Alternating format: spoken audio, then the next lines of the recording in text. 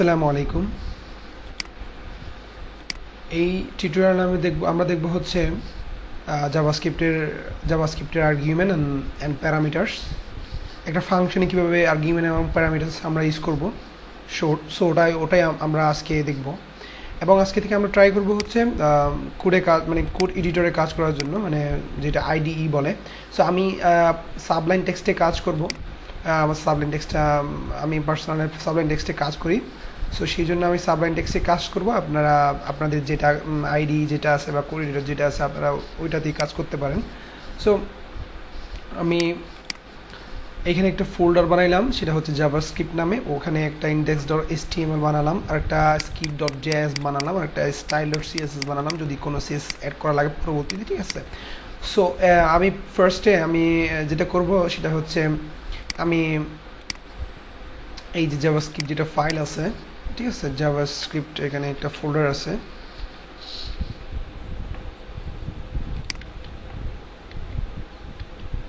জাভাস্ক্রিপ্টের একটা ফোল্ডার রাখছিলাম আমি এইখানে।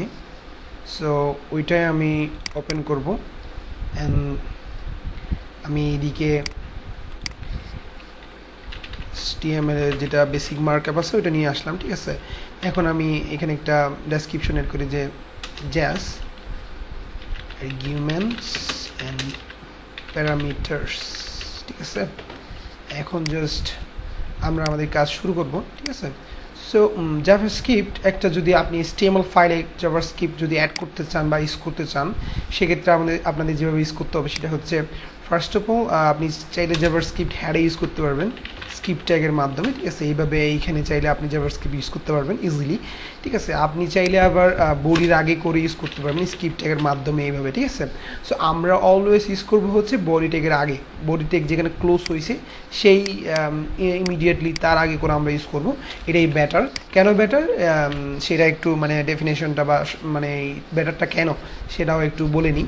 সেটা হচ্ছে আপনি যখন কোনো একটা স্ক্রিপ্ট ফাইলকে যখন হেডে রাখবেন, সেক্ষেত্রে মানে সাইডের অনেক ব্যাড ইফেক্ট ফেলে। যেমন আপনি স্ক্রিপ্ট যখন একটা রাখছেন, এই স্ক্রিপ্টটা একটা সাইট যখন একটা ব্রাউজার যখন একটা সাইটকে পড়ে বা লুড করে, সো সেক্ষেত্রে সে ব্রাউজার কী করে, প্রথমে শুরু থেকে সে পড়ে আসে বা লুড করতে আসে। যখন এক টাইমে যখন সে এই স্ক্রিপ্টের এখানে এসে দেখে যে অনেক বড় স্ক্রিপ্ট বা একটা স্ক্রিপ্ট আছে যেটা লুড হতে সময় নিচ্ছে, এবং এসে কি করবে, এইখানেই দাঁড়াই থাকবে, এগুলো লুড করবে না যতক্ষণ পর্যন্ত না এইটা লুড হচ্ছে প্রপারলি, ততক্ষণ পর্যন্ত এইটা লুড করবে না। তো আমরা যদি এটার একটা যদি লাইভ একটা উদাহরণ দেখতে যাই, তাহলে আমি যদি এখানে একটা এর মধ্যে আমি কি করলাম, কিছু কন্টেন্ট নিলাম, কন্টেন্ট নিয়ে এবার কি করলাম, এইখানে মনে করেন একটা যদি আমি অ্যালার্ট, এটা জাভাস্ক্রিপ্টের একটা ডিফল্ট একটা ফাংশন, আমি যদি এখানে লিখি হ্যালো ওয়ার্ল্ড, ঠিক আছে। আমি এখানে কি করলাম, হ্যালো ওয়ার্ল্ডটা লিখলাম, লিখে এখন আমি যদি রিলোড দিই দেখবেন এখানে আমি কি করছি,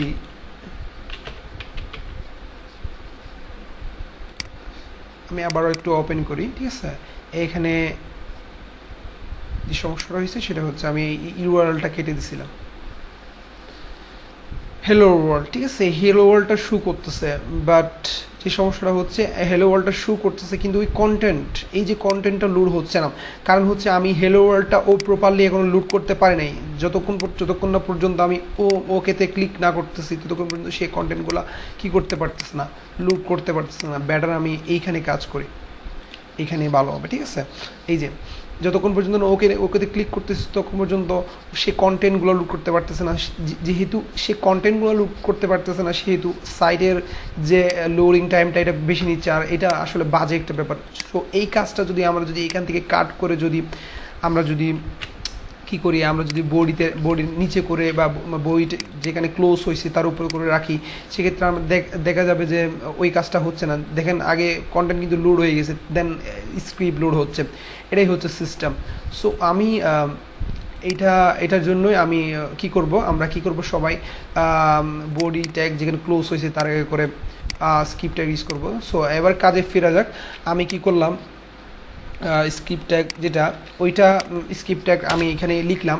তো তো আমি চাচ্ছি না একটা স্ক্রিপ্ট ট্যাগ বা মানে যে কোনো একটা মানে jQuery বা জাভাস্ক্রিপ্ট আমি এইখানে লিখতে চাচ্ছি না, কারণ এখানে তো আমি অনেক জাভাস্ক্রিপ্ট লিখতে হতে পারে। সেই জন্য আমি কি করব, একটা নতুন একটা ফাইল ক্রিয়েট করলাম script.js নামে, ওইটাকে এখানে কল করে দিব। কীভাবে কল করব, এখানে src দিয়ে এখানে লিখবো স্ক্রিপ্ট, ওই ফাইলটার নাম লিখে দিব। এবং একটা জিনিস লিখতে পারি, সেটা হচ্ছে টাইপটা কি, এটা হচ্ছে একটা টেক্সট ফাইল /জাভাস্ক্রিপ্ট, ঠিক আছে, এটা লিখে দিতে হবে জাভাস্ক্রিপ্ট। আপনারা চাইলে এটা না লিখলেও কিন্তু কাজ করবে, সমস্যা নাই, লিখে দিলে বেটার, সিকিউর, ঠিক আছে।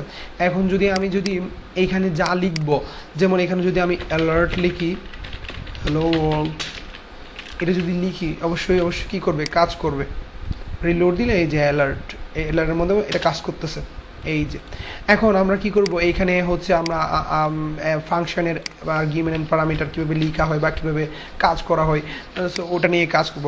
ফার্স্ট অফ অল আমি বেসিক্যালি দুইটা ফাংশন বানাই, যেটা হচ্ছে আমি মাই ফাংশন নিয়ে একটা ফাংশন বানাইলাম, ঠিক আছে। আমি চাচ্ছি এখানে মনে করেন একটা ফাংশন আছে, একটা মানে জাভাস্ক্রিপ্টের একটা ফাংশন আছে, সেটা হচ্ছে document.write, মানে এটা হচ্ছে ডকুমেন্ট রাইট করে কিছু লিখলেই, মানে আমি যদি এটা বাদ দিয়ে যদি আপনাদেরকে যদি দেখাই কি হয়, এটা দিয়ে document.write, এটা দিয়ে যদি আপনি লিখলেন হ্যালো ওয়ার্ল্ড বা যখন একটা কন্টেন্ট লিখলেন, এটা কোথায় শুরু করবে, এটা হচ্ছে ডিরেক্টলি একদম এই যে কন্টেন্টে শুরু করবে। আপনি যদি রিলোড দেন, এই যে হ্যালো ওয়ার্ল্ড শুরু করতেছে, আপনি চাইলে আবার এখানে HTML ট্যাগ ইউজ করতে পারবেন, যেমন h1, ঠিক আছে, এবার h1টা আপনি ক্লোজ করতে পারবেন চাইলে, h1, ঠিক আছে। এখন আমি যদি রিলোড দেই, দেখেন ওই যে HTML ট্যাগটা কাজ করতেছে, কিন্তু আপনি যা চান তাই করতে পারবেন এই ফাংশন দিয়ে। সো আমি একটা ফাংশন ক্রিয়েট করলাম যে মাই ফাংশন নামে। সো ওই ফাংশন দিয়ে আমি কি করলাম, ফার্স্ট ব্রেকের শুরু শেষ করলাম। অ্যান্ড দেন আমি যেটা করবো সেটা হচ্ছে এখানে একটা ফাইল বানাবো, একটা ফাংশন লিখবো, সেটা হচ্ছে document.write, আর এখানে লিখবো হচ্ছে হ্যালো, একটা নাম দিই, সেটা হচ্ছে আমি দিলাম Zahid, hello Zahid, how are you doing, ঠিক আছে। আমি এটা এখানে শেষ করলাম, ক্লোজ করে আমি কি করলাম, ওই ফাংশনটা শেষ করলাম। আমি কি করলাম, আমি চাচ্ছি এটাকে কি করব, রান করব। আগে এই ফাংশনটাকে রান করলাম, ঠিক আছে। মাই ফাংশন যখন রান করলাম, দেন অবশ্যই এটা কি এখানে শো করবে, hello Zahid, how are you. এখন আমি চাচ্ছি এরকম একটা লেখা লিখতে, যে হ্যালো জাহিদ, বা এই নামের বদলে আরেকটা নাম লিখতে, হ্যালো বা আরেকটা কিছু, ঠিক আছে, আরেকটা যে কোনো একটা নাম। সো এটা থাক, আর এরপরে আমি একটা ফাংশন ক্রিয়েট করলাম। তো ওটার জন্য অবশ্যই আমরা একটা ফাংশন ক্রিয়েট করতে হবে, যে ইওর ফাংশন। সো এই ফাংশনের মধ্যে আমি আবার কি করলাম, document.write, এখানে লিখলাম হ্যালো সোহাগ,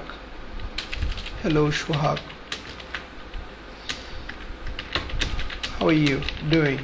সো কি করলাম, অ্যাজ ওয়েল অ্যাজ আমরা এই আর একটা ফাংশন ক্রিয়েট করলাম, এবং ওই ফাংশনটাকে আমি কি করলাম, কল করলাম ইওর ফাংশন। দেন আমি কি করলাম, এটাকে এখানে মানে কল করলাম, এখানে এলো সোহাগ, হাউ আর ইউ দেখাচ্ছে। সো আমি চাচ্ছি আরও একটা কি করব, আরও একটা নাম দিয়ে আর একটা কিছু তৈরি করবো। সো সেক্ষেত্রে আমরা কি করবো, আরেকটা ফাংশন ক্রিয়েট করবো। দেখেন কিন্তু একটার জন্য একটা ফাংশন ক্রিয়েট করা, সেটা আমাদের জন্য কতটা বিরক্তিকর হয়ে যাচ্ছে। মানে এই জিনিসটা শুধু চেঞ্জ করার জন্য আমরা কি করতেছি, নতুন ফাংশন ইউজ করতেছি। এইটা হলে বেটার হইতো না, আমরা যত ইচ্ছা মানে ইউজ করবো, যত ইচ্ছা এটা চেঞ্জ করবো, কিন্তু ফাংশন হবে একটা। সো এইটার জন্য আমরা যেটা করবো, অবশ্যই সেটা করা যাবে, সেটা আমরা একটু বেটার ওয়েতে, সেটাই হচ্ছে বেটার ওয়ে। আমি এখন যেটা করবো সেটা হচ্ছে, আমি একটা ফাংশন ক্রিয়েট করলাম মাই ফাংশন নামে। এখন এখানে লিখেন document.write, আর এইখানে এখন আমরা কন্টেন্টগুলো লিখতেছি, যে হ্যালো ওয়ার্ল্ড, না হ্যালো একটা নাম। তো এই নামটা আমি কিছু লিখবো না, এখানে না লিখে কী করবো, এই নামটাকে আমি ব্ল্যাঙ্ক রাখবো, ঠিক আছে, মানে জাস্ট বোঝানোর জন্য। এই নামটাতে আমি চাচ্ছি ডাইনামিক হবে, এই নামটা ডাইনামিক হবে, আমি যেটা দিব সেটাই এখানে বসবে, ঠিক আছে। এখন আমি কি করলাম, হ্যালো ব্ল্যাঙ্ক বা যে কোনো একটা কিছু, ওটার সাথে এটা জোড়া লাগাইলাম, এটাকে বলে কনক্যাটনেট। আচ্ছা, কনক্যাটনেট আমি পরে কথা বলবো, ঠিক আছে। সো এখন যদি হ্যালো ব্ল্যাঙ্ক, এই জায়গাটায় এই জায়গাটায় আমি যদি কিছু একটা ডাইনামিক্যালি বসাতে চাই, সেটা আমি কনক্যাট করে দিই এটার সাথে, সেটা আমি পরে দেখাচ্ছি কীভাবে বসাবো। আমরা জাস্ট এইটাকে ব্ল্যাঙ্ক রাখলাম, অ্যান্ড দেন আমরা এখানে বলবো এখানে এটা নোট অফ এক্সক্লেমেশন দিলাম, তারপর বললাম হাউ আর ইউ। আমরা জাস্ট ওইটাই চেঞ্জ করবো, তাই না? সো যেটা চেঞ্জ করবো ওটা ব্ল্যাঙ্ক রাখলাম, ঠিক আছে? এখন এই যে এদিকে যেতে হচ্ছে, জিনিসটা আসলে অকওয়ার্ড। এখান থেকে বিউ থেকে গিয়ে যদি আমরা এখন যদি ওয়ার্ড র্যাপ করে দিই, দেন এটা নিচে চলে আসবে অটোমেটিকলি। সো এটা একটা সাবলাইন টেক্সটের ফ্যাসিলিটি। সো আমি যদি এখন যদি চাই এই জিনিসটা কি হবে, অটো চেঞ্জ হবে। সো আমি চাচ্ছি এটা চেঞ্জ হবে, কিভাবে চেঞ্জ হবে, এখানে যেটা দিব এখানেই সেটা শো করবে। সো আমি সেই জন্য আমরা যেটা করতে পারি, এখানে একটা ভ্যারিয়েবল নিলাম, যে কোনো একটা ভ্যারিয়েবল, জাস্ট এ নামে একটা ভ্যারিয়েবল নিলাম, ওই ভ্যারিয়েবলটা কপি করে এইখানেও দিয়ে দিলাম, ঠিক আছে? এখন কি হবে জিনিসটা, এখন যদি আমরা যদি একটা কাজ করি, এখানে একটা ট্যাগ ইউজ করি যাতে এটা বড় দেখায়, h2 ইউজ করি, আর এইখানে h2টা শেষ করি, h2, দেন এটা বড় দেখাবে, বুঝতে সুবিধা হবে। এখন যদি আমরা যদি লিখি মাই ফাংশন, এখন যদি আমরা যদি সেভ করে যদি একটু রিলোড দিই, দেখবেন ওই জায়গাটা কিন্তু খালি থাকবে। হেলো মানে আনডিফাইন্ড, হেলো আনডিফাইন্ড মানে একটা মানে ভ্যারিয়েবলের যদি মান না থাকে, আমরা জানি ওইটা কি ইস্যু করে, আনডিফাইন্ড। সেই জন্য এইখানে এই যে ভ্যারিয়েবলটা আছে ওইটার কোনো মান নাই, আমরা দিই না, এখানে দিই, এটার নাম দিলাম আমি হ্যালো জাহিদ।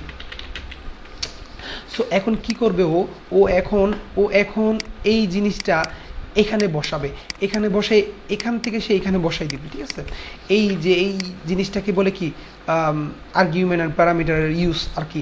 এই যে এইখানে যেটা বসাইলাম এটা হচ্ছে আর্গুমেন্ট, আর এটা হচ্ছে প্যারামিটার্স, ঠিক আছে? এটা হচ্ছে আর্গুমেন্ট, এটা হচ্ছে প্যারামিটার্স। মানে প্রথমে বানানোর সময় যে ভ্যারিয়েবলটা বসাইছি এটা হচ্ছে আর্গুমেন্ট, আর এটা হচ্ছে এই যে লাস্টে যেটা আমরা ইউজ করছি এটা হচ্ছে প্যারামিটার্স। সো ইজিলি বোঝাই দিলাম যেটা আর্গুমেন্ট কি, প্যারামিটার কি, আর I think you got the idea. So তারপর যেটা করব সেটা হচ্ছে আমি যদি এখন ফ্যাসিলিটিটা কি, এখন দেখেন মাই ফাংশনটা লিখে আপনি যার নামে দিলেন মাই ফাংশন, সো এখানে দিলেন, এবার দিলেন সোহাগ। এখন যদি ওইটাকে রান করেন, অবভিয়াসলি কি করবে, ওই সোহাগটা ডাইনামিক করে ফেলছে। এখন আপনাকে নতুন করে একটা ফাংশন বানাইতে হচ্ছে না। অবশ্যই আপনারা বুঝতেছেন এখন কি মানে প্যারামিটার্স আর আর্গুমেন্টের সুবিধা কি। আপনি চাইলে এখানে আরও ডাইনামিক করতে পারেন, যেমন আমি চাচ্ছি হ্যালো সোহাগ, এখানে আরেকটা কিছু চেঞ্জ করতে, যে কি করব এখানে আরেকটা কিছু অ্যাড করা যায় এখানে, যে আই এম গোয়িং টু, আচ্ছা এখানে লিখি হচ্ছে আই এম লিখে আমি এখানে চাচ্ছি কনক্যাক্টিন করতে, যে কনক্যাক্টিন হচ্ছে মনে করেন একটার সাথে একটা জোড়া লাগাবো, যে এই যে প্লাস দিলাম, প্লাসটা শেষ করলাম, মাঝখানে একটা আমরা আর একটা কি নিব, ব্ল্যাঙ্ক একটা জায়গা নিব, আর ওই ব্ল্যাঙ্ক জায়গাতে একটা ভ্যারিয়েবল দিব। সেই জন্য আমরা কি করব, আপনি চাইলে যতগুলা ইচ্ছা ততগুলা প্যারামিটার বা আর্গুমেন্ট নিতে পারেন, আর আর্গুমেন্ট কমা দিয়ে সেট করতে হয়। এই যে কমা দিয়ে আমি কমা দিয়ে বি দিলাম, এখানে আপনি বিটা বসাই দিলেন, ঠিক আছে? এখন কি করবে সে, এইখান থেকে এই জিনিসটা এখানে ডান দিয়ে বসাই দিবে। এখন আমি কি করলাম, ফার্স্ট আর্গুমেন্টে আমি এখন আমি যদি মাই ফাংশনটা যদি কল করি, মাই ফাংশন এটা যদি কল করি, কি এখানে আনডিফাইন্ড দেখাবে, স্পেস জোড়া লাগাই, ঠিক আছে, যাতে একটু দেখতে সুন্দর লাগে। এখন আনডিফাইন্ড শুরু করবে ওখানে, hi hello undefined, how are you doing, I am undefined. So আমি এখানে কি করব, এখন আমি যেটা করবো সেটা হচ্ছে আমি হচ্ছে how are you Zahid, and then এইটা বসানোর জন্য আমি কি করলাম, আই এম গুড, এই যে এইটা বসালাম, অবশ্যই এটা এখান থেকে ওখানে হিট করবে, hello Zahid, how are you doing, I am good, ঠিক আছে? সো এইখানে আপনি চাইলে এবার আপনার মতো করে চেঞ্জ করতে পারবেন, আপনি যত ইচ্ছা, ঠিক আছে? সোহাগ ব্যাট, এখন আমি কি করলাম, রিলোড দিলাম ব্যাট। অবশ্যই আমি কি করব, এটা শেষে এটা সেমিকোলন দিব, এটা একটা বেস্ট হ্যাবিট, ভালো হ্যাবিট আর কি। মাই ফাংশন লিখে আর একটা দিলাম, সে মাই ফাংশন দিলাম হচ্ছে মহিন। সো এইখানে দিলাম হচ্ছে ভেরি ব্যাড। সো আমি যদি এটা ইউজ করি অবশ্যই কী করবে সে এখানে সেটা শো করবে এবং এটা ডাইনামিক্যালি হবে। আচ্ছা সেটা গেল। তাহলে আমরা কয়েকটা ফাংশন সম্পর্কে জানলাম, ডকুমেন্ট ডট রাইট এবং আর্গুমেন্ট প্যারামিটার। একটা ফাংশন সম্পর্কে আইডিয়া দিই, যেটা হচ্ছে যেটাকে বলে প্রম্পট। ঠিক আছে, এই প্রম্পটটা যদি আপনি ইউজ করেন একটা পপ আপ আসবে এখানে, এই যে পপ আপ, ঠিক আছে। এখন যদি আপনি যদি এখানে কিছু একটা লিখেন, ঠিক আছে, ওইটা ওখানে শো করবে, মানে ওইটা ওই ভ্যালু হিসেবে পেয়ে যাবে। যেমন আপনি যদি একটা, আমি এটা ভালো করে বোঝানোর জন্য একটা ভেরিয়েবল নিলাম, একটা ভেরিয়েবলের মধ্যে নিলাম হচ্ছে প্রম্পট, দিলাম হচ্ছে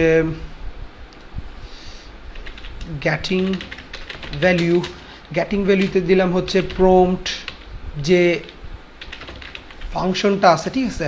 আমি গেটিং ভ্যালুটা এখানে রাখলাম, রেখে এখানে যদি রিলোড দিই তাহলে কি হবে, আমি যদি এখানে যদি এখন দিই হ্যালো ওয়ার্ল্ড, এখন কি হবে, ওই ডাটাটা সে এই ভেরিয়েবলের মধ্যে স্টোর করে ফেলছে। আপনি চাইলে এটা দেখতে পারবেন, কিভাবে কনসোলের মাধ্যমে আমরা দেখতে পারি যে এইখানে যদি আমি গেটিং ভ্যালিউটা যদি আমরা করি, দেখেন হ্যালো ওয়ার্ল্ড, ওইখানে আমরা যেটা লিখছিলাম ওইটা এখানে আবার কি করতেছে, হিট করতেছে, মানে ভ্যালুটা স্টোর করে ফেলছে। আর অবশ্যই এটা চেঞ্জও করা যাবে, আপনি চাইলে আবার করে আপনি চেঞ্জ করতে পারবেন।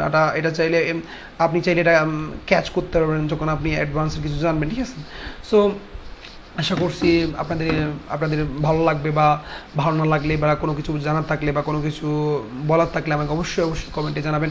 নেক্সট টিউটোরিয়াল থাকলে অবশ্যই, নেক্সট টিউটোরিয়াল পাওয়ার জন্য অবশ্যই আমাকে সাবস্ক্রাইব করবেন, আর অবশ্যই ভিডিওটা শেয়ার করবেন। আসসালামু আলাইকুম।